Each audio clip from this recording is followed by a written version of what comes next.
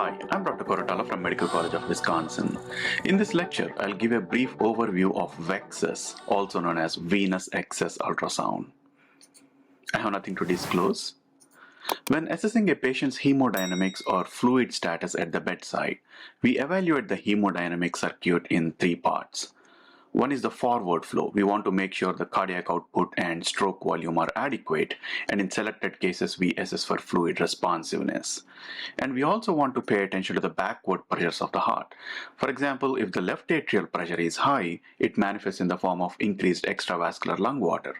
And if the right atrial pressure is high, it manifests in the form of systemic venous congestion and congestive organ injury. So far, we've been using inferior vena cava ultrasound and internal jugular vein ultrasound to get a non-invasive estimate of right atrial pressure at the bedside. And VeXuS is a latest addition to the assessment of the right side of the hemodynamic circuit, which lets us quantify the systemic venous congestion. And why do we care about systemic venous congestion? Because it has a significant impact on the organ perfusion. Say, for example, in the context of the kidney, if you look at the kidney's perfusion pressure grossly, it's the difference between inflow pressure and outflow pressure. In other words, it's the difference between mean arterial pressure and central venous pressure, or intra-abdominal pressure when it's elevated. So even if the inflow pressure or the mean arterial pressure is well preserved, if the central venous pressure is elevated, the kidney's perfusion is going to drop and the person is going to develop congestive kidney injury. In that sense, you can view central venous pressure as the organ afterload. So coming back to the VeXuS, or Venous Excess Ultrasound Grading System. So what are the individual components of VeXuS? The first component is always inferior vena cava ultrasound, because that's the parameter we are using to estimate the right atrial pressure. And once you do that, you perform Doppler assessment of the hepatic vein, portal vein, and intrarenal or renal parenchymal vein to quantify congestion. And where does this VeXuS come from? All these individual components of VeXuS, such as hepatic, portal, and intrarenal veins, have been validated before for several years. But VeXuS as a combination score comes from this Canadian study of cardiac surgery patients, where they found when these patients had a dilated inferior vena cava of more than or equal to 2 centimeters, if they had severe flow abnormalities on the Doppler assessment of at least 2 of the above mentioned veins, that is out of this hepatic, portal, and intrarenal, their risk of subsequent development of acute kidney injury was substantially high, with a hazard ratio of 3.69. And you may ask, we already know increased central venous pressure is not good, so why not just use inferior vena cava? Why not just assess the central venous pressure? So they looked at that too. They compared central venous pressure of more than or equal to 12 millimeters mercury with severe grade VeXuS, that is a combination score of all these Doppler parameters. And the post-test probability of AKI with a positive test was significantly high with the combined scoring as opposed to CVP alone. So adding VeXuS to inferior vena cava ultrasound, or the central venous pressure reading, provides additional information on the risk of organ injury. So let's go to individual components. Inferior vena cava you already know very well. Hepatic vein Doppler. Hepatic vein can be easily accessed from the right upper quadrant. You place the probe somewhere in the mid-axillary line with the orientation marker towards patient's head, and you'll most likely see the right hepatic vein like this. So there is a vessel that joins the inferior vena cava somewhere here, and the majority of the flow in the hepatic vein is away from the transducer and towards the inferior vena cava. It's blue on color Doppler. And when you turn on the pulsed wave Doppler mode, you get a line like this with an opening, which is called sample volume, and you can place that on the vessel of interest or area of interest to measure flow. And then it gives you a graphical representation of the blood flow like this. For example, this is the hepatic vein waveform, and as you can see, there are several distinct individual waveforms within that main waveform, or there are sub waves, and we'll go over what these are. And before doing that, so when you're looking at any pulsed wave Doppler tracing, there is a baseline, and there is a tracing above the baseline or below the baseline, or both. Above the baseline is like red on the color Doppler, which means the flow is towards the transducer. and below the baseline is like blue on the color Doppler, which means the flow is away from the transducer. So because hepatic vein is blue for the most part, you can assume that most of the hepatic vein tracing in normal state would be below the baseline. Let's look at these individual waveforms. First wave is the S wave or the systolic wave, which occurs during ventricular systole. What happens during ventricular systole? The tricuspid annulus here goes towards the cardiac apex, making more room in the right atrium. A large chunk of blood goes from the hepatic vein into the right atrium, giving you a S wave or the systolic wave. And at the end of the systole, the tricuspid annulus comes back into its original position, slightly increasing the pressure in the right atrium. That's when the S wave dips down and you get a V wave. And this V wave can be below the baseline, or in some cases it can be slightly above the baseline. Both are normal variants. And during diastole, when the tricuspid valve opens, there is more blood going from right atrium to right ventricle. So now again, there is more room in the right atrium for it to fill. So you have another chunk of blood going from hepatic vein into the right atrium, giving you another forward flow wave, that is the D wave or diastolic wave. In general, in normal people with normal right atrial pressure, the amplitude of the S wave is greater than the D wave. In pathology, this relationship is going to be altered. And the last wave is the A wave. A wave occurs towards the end of the diastole when the atrium contracts to push the remaining blood into the ventricle, and you get a small positive bleb or a small positive wave denoting slight elevation in the right atrial pressure. So these are all the waveforms. We saw S wave, D wave, in the middle there is transitional V wave, and finally there is a small A wave. And what happens to the hepatic vein waveform with increasing right atrial pressure? So the first waveform here is normal, so S wave is bigger than the D wave, and as the right atrial pressure increases, there is more resistance offered to the systolic wave. You can imagine this better when you have a patient with a tricuspid regurgitation. So what happens with tricuspid regurgitation? During systole, there is a regurgitant jet going back into the right atrium, offering resistance to the systolic venous return. So that's what happens when somebody is fluid overloaded, the right ventricle is dilated and has some degree of functional tricuspid regurgitation. And now, as you can imagine, the S wave becomes smaller and smaller with elevated right atrial pressure, and finally the S wave goes and sits above the baseline. And eventually all the above the baseline waveforms fuse to form a single systolic reversal wave, leaving only the diastolic wave below the baseline. So when you see only D wave below the baseline, that's severe congestion. So that you can also call that as D-only pattern. And what is the relationship between hepatic vein and EKG? Because the mechanical activity or the flow follows the electrical activity, so the A wave follows the P wave of the EKG, and the S wave follows the R wave of the EKG, and the hepatic D wave follows the T wave of the EKG. And as you can see here, there is an overlay of central venous pressure waveform also, and you get a good sense that central venous waveform is essentially a replica of the hepatic vein waveform, or vice versa. And the X descent of the central venous pressure waveform is the S wave of hepatic vein waveform, and the Y descent here is like the D wave of the hepatic vein waveform.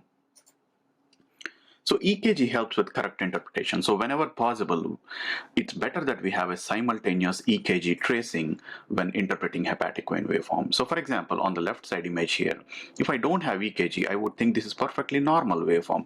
It actually looks exactly the same as the previous normal waveform we saw. So I would think this is S wave, in the middle there is V wave, and here is the D wave, and finally there is a small A wave. So this looks perfectly normal. And how about the right-sided tracing here? So this one without the EKG, especially if I'm thinking in terms of venous congestion, I would see it as maybe one above the baseline waveform, one below the baseline, one above the baseline, one below the baseline. Maybe I would think this is D-only pattern, denoting severe congestion. But let's see what happens when we put EKG. And these are real tracings, and I was really confused in clinical practice. So when you put the EKG, you see the QRS complex here, and the wave that follows QRS complex must be S wave. So this small wave here is the S wave, this bleb is the V wave, and this wave here is the D wave or the diastolic wave. So in reality, the correct interpretation is S less than D, denoting mild congestion or mildly elevated right atrial pressure. On the other hand, this one here, you have a QRS complex here, and the waveform is starting in diastole of one cardiac cycle and extending beyond the systole of the subsequent cardiac cycle. So this is fusion of the D wave and S wave, which typically happens in atrial fibrillation or patients with hyperdynamic hearts for some reason. For example, this image was obtained from a nephrology clinic patient who had a heart transplant and therefore hyperdynamic heart. So coming back to the second waveform in the VeXuS cascade, that is portal vein waveform.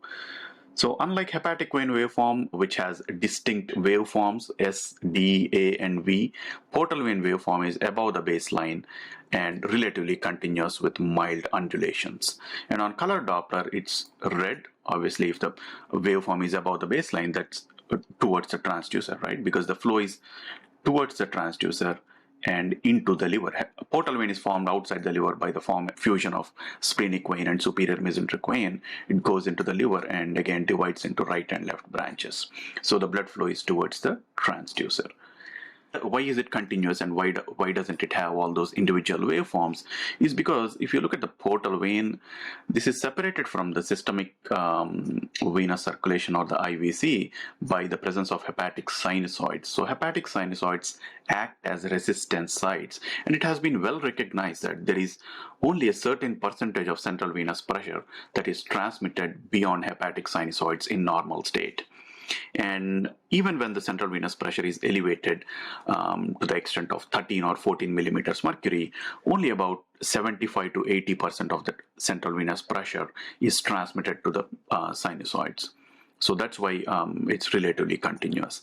But what happens when the right atrial pressure increases significantly? So normally the portal vein waveform is continuous, and as the right atrial pressure increases, it starts to become more pulsatile. You can view this as the heartbeat being transmitted backwards when the pressure is high. And normally the pulsatility is less than 30%.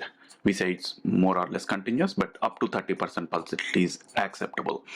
How are we getting this pulsatility fraction is that you go into one cardiac cycle and mark the highest point and lowest point in the same cardiac cycle.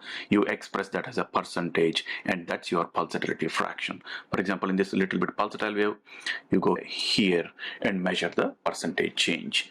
And more than 50% pulsatile is considered to be significantly abnormal or severely elevated RAP or severe congestion. And with further elevations in the RAP, especially when associated with severe tricuspid regurgitation, you have this to and fro pattern of the portal vein with some below the baseline waveforms. And some caveats with portal vein waveform are that sometimes otherwise healthy, thin, and young individuals can have pulsatile portal vein at baseline. And so it's not really uncommon that when you go to an ultrasound workshop with healthy individuals, sometimes you can have pulsatile portal vein. So it's important that we integrate the findings in the right clinical context and in conjunction with other waveforms. And in patients with liver cirrhosis and portal hypertension specifically, the portal vein can be pulsatile at baseline too, because it's no longer reflecting the right atrial pressure, but it's reflecting the local pressures. And there are also arteriovenous communications in these patients, making the waveform very hazy looking.